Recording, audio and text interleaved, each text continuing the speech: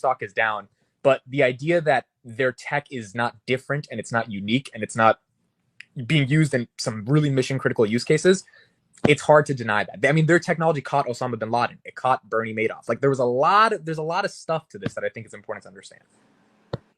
That's my point.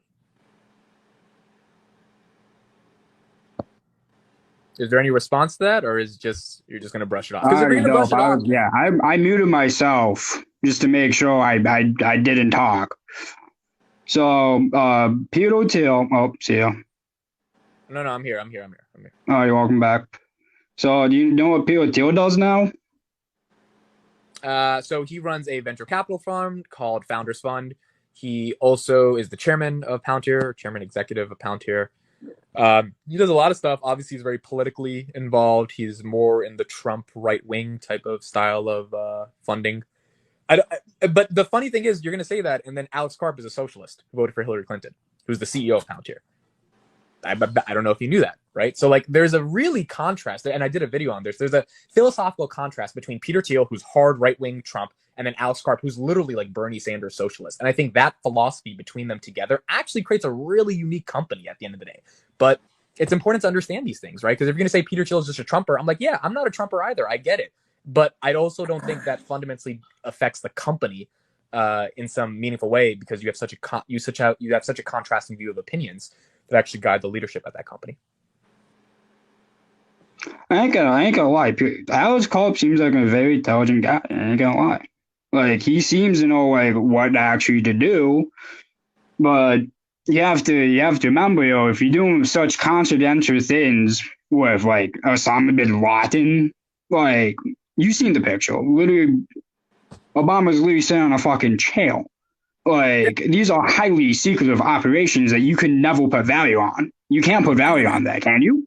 Well, that's my point. Palantir, the reason they got a $99.9 million contract from the government yesterday. Like the argument, if they really become what they can become, every single Western government and democracy that believes in the values of individualism and freedom of speech and all that stuff, they're going to be using Palantir to protect their countries. It's why Ukraine, the crisis happened, and every single European nation, Poland, Lithuania, Germany, they upped their defense funding, and they've called on Palantir, and they're giving them a lot more deals, because Palantir is like, okay, we can't just say dictatorial regimes aren't going to do crazy shit anymore, because Putin just did some crazy shit. China might do some crazy shit with Taiwan. If that's the case, we need our technology, our AI, our machine learning to be more advanced than every other company in the world. And that should be in the hands of Western, diplomatic, democratic, NATO type of companies. And that's why I think Palantir is really important. And this is my point. It's like, you guys can shit on the stock all you want. That's fine. But not knowing what the company does, which is why the Palantir community gets so mad at people like you guys. Because it's not just mad. But dude, stop it. Literally stop. I literally just said, I'm going to read your website. So that's not even a talking point anymore. No, I know. But my point is, in the beginning of this interview. Then don't make it. In the beginning it's literally a waste of breath. Just no, don't I'm saying make that. In the beginning of this interview, you started off by saying a lot of shit about, they're not profitable, 24-year-old. Yeah, like, you still haven't answered the question. Can you actually put value on a secretive asset? Yes or no? Wait, what are you talking about? They did Have you actually read a finance book? Because you never even answered that question. I just explained to you their operating margins on a. You explained to me a business. You didn't answer a question of have you read a finance book? There's a way to value a company. Simple question.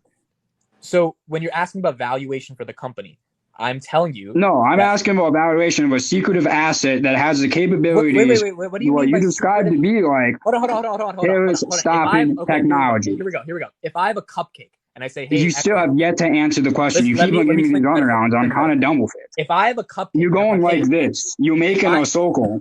I say, hey, you should answer this question. You're like, alrighty, dope. I'm gonna go tell you about Palantir and justify my reasoning for my finance knowledge about Palantir. But I'm still avoiding a very simple question of have I read a fucking finance book? If I just said hold up, wait, give me 1 second. If I just said they're using geospatial intelligence to stop the Russia-Ukraine crisis, and Ukraine's willing to pay for that, then absolutely you can put value on it. Have you even read like a book, like a Snowball, like by Warren Buffett? Have you even read this? Have you even seen the documentary? No, I haven't, but I don't know. You should watch that. That probably help you. Okay. Again, you're not really answering. Like, so if I had a cupcake that was You have super yet to toothpick answer the in terms of finance its book formula, can I question. get through my So I'm just metaphor? kind of doing what you're doing at the moment, just devoting the topics and just causing chaos. It's what I do technically. You ever seen like Eric Andre? No, I have no idea what you're talking about. You've never seen Eric Andre? You need to go watch Eric Andre. He's hilarious. He just causes absolute chaos, and this is what you're doing right now because no, you've but yet to no, answer that's not what I'm trying to do. a What I'm trying question about a finance book. I'm asking if you just read a finance book. That's literally it. I don't care about like if Palantir is doing these anti-terrorist technologies because well, you can't value that because Wait, well, it's a very secretive Yes, you act. can You value that. What are you can't because talking it's about? literally Governments pay for how that. What are you saying? That's ridiculous. Of course you can do value you that. know how long it took to get the Osama bin Laden shit declassified? Actually, How does that mean you can't value that and put a price on the service, their tech they're providing to do the data tracking to find Osama bin Laden? If I give you 100 million for that, the value is 100 million. Like, no, it's not. yes, if I say, hey, your book is worth $5 and you take it and you give me your book and I give you $5, the value of the book is $5. So if Palantir's tech is being paid for by governments across the world for all these different contracts, which we can see They're when we look getting at the tax financials. subsidies. That's literally they write that off. What the hell are you saying? What are you talking about? What do you mean? Palantir did $443 million of revenue in the last quarter. They're expected to do $470 million in this quarter. That's the amount governments and companies are willing to pay Palantir for their tech. Now, are they profitable? No, I'll give you that. Are their operating margins the best? I think it's like 27%, so it's not 30, 35 like it should be. But yes, you can absolutely value that. And the stock is appropriately valued at $10. It's down 60% from its highs, which it should be because things have been gotten bad. But all I'm trying to do is explain to you there is a value to this company and there's a future value if they can continue to grow because they have a monopolistic business in this space.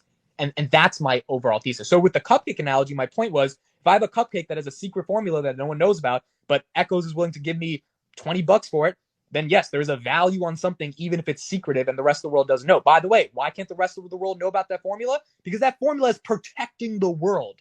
Like, there's a reason people don't know that much stuff about the classified things around Palantir because their shit actually catches bad people, and you don't open source that. So I absolutely think there's a value on it. So, how is this like anything different from like a whistleblower program? Okay, I don't even know if I should answer. That's I guess I think you need to know more about Palantir. I'm not even saying that to be mean. Like, I really do think you need to know more about it because I don't think you get it. Like Edward Snowden did literally what Palantir did, and then he got exiled. That Palantir would never expose confidential documents from the United States. And I'm not saying Edward Snowden good or bad. I'm just saying Palantir protects Western democracies. They protect freedom of speech. They protect liberties and values. They don't. You know, one of the companies in the world that doesn't work with Russia and China, that has limited their TAM, their total addressable market, that convinced investors to still invest in them, even though they were limiting their TAM? Palantir. They didn't have to move out of, Spotify, Netflix, they had to leave Russia and China.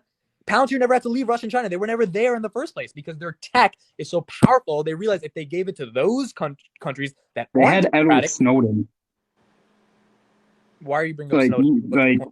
Like I'm sorry. Like, are you just discounting like how smart Edward Snowden is? Okay, Echoes, you want to say anything? Because I don't.